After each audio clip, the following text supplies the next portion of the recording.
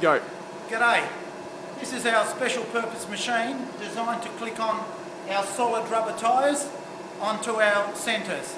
So I'll give you a quick rundown on how we assemble them.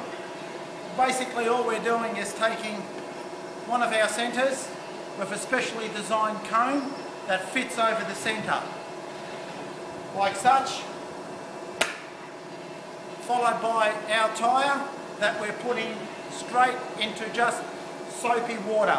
The soapy water is to lubricate the cone to be able to have it slipping over the tyre.